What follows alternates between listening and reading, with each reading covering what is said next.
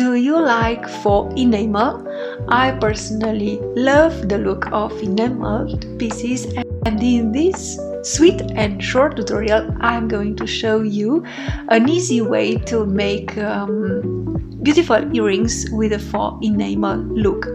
So in order to make these balloon shaped earrings, I've used black polymer clay that I have previously conditioned, and then I passed the clay through the largest setting of my Atlas pasta machine, and then I used gold leaf to decorate this piece of polymer clay that is the right size for the balloon shaped cutter that I intend to use.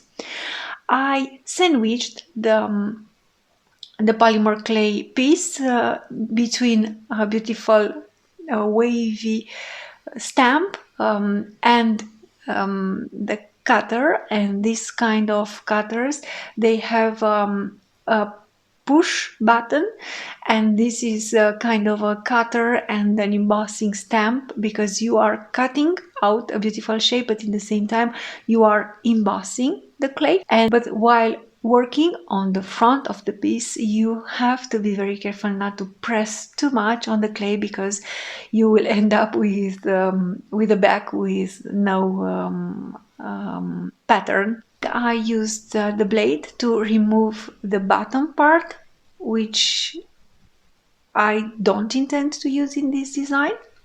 And then I poured a little bit of liquid Fimo on the parchment paper, and using a thin brush I contoured the lines, the zigzag lines on top of the balloon.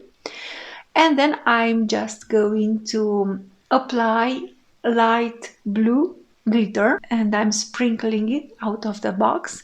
And of course you should put a piece of paper, a piece of parchment paper underneath your clay piece, and thus you will be able to collect afterwards the excess glitter. And then I contoured around two more zigzag lines, and sprinkled more glitter. Tap on the piece to remove the excess glitter, if you consider there is such excess on the piece, and keep baby wipes near. You might need them to clean up some areas on the piece. And then I decided to add a little bit of glitter on the margins of the piece that you should carefully smooth off using your fingers or your tools.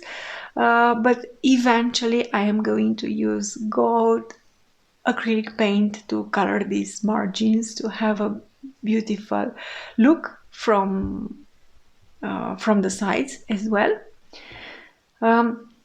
And then I prepared an improvised palette, and I added some teal alcohol ink, and using a brush I am going to apply ink in between the lines made with the glitter. And the more ink you apply, the more accentuated the color will be. And then for the other parts of the balloon, I decided to use some lime green. And as you can see, when applying more ink, the color gets a little bit darker and more accentuated. Then I decided to use large triangle jump rings. I thought they would fit this the shape of the balloon. And I am also going to use pointy crystal rhinestone in a black dark color, and I'm pressing them into the clay, but again press them lightly, because you don't want to distort the pattern on the back, and because anyway these rhinestone pieces will get trapped in the resin, so you don't have to worry about about them after applying the resin and curing the resin.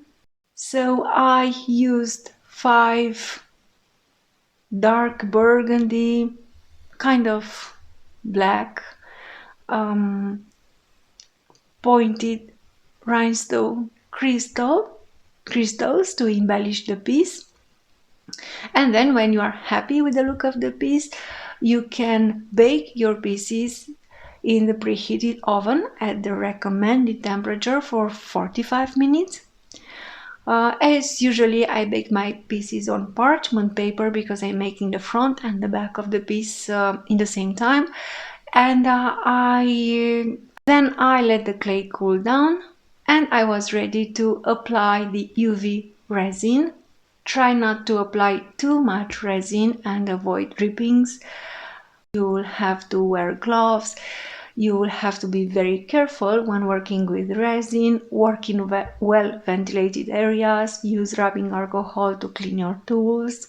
And then I've cured the resin for 5 to 7 minutes using a UV lamp. Then I used a hand drilling tool to drill a hole in the center of the upper part where I intend to attach the earring findings. And so I prepared a larger jump ring that I am going to put inside the polymer clay piece, and then I'm going to attach a second smaller jump ring, and I am going to use a very beautiful heart-shaped stud earring component. And for the bottom part of the earrings, I decided to use ball head pins and pliers, and of course a black crystal drop. So I put the ball pin through the crystal, and then I used the round nose pliers to make a loop, and then put the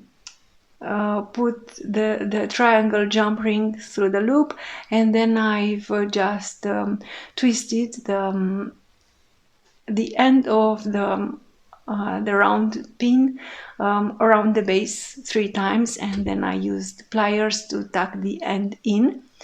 And these are the finished earrings, and I hope that you like this idea, and I encourage you to use it in your work with polymer clay. Thank you.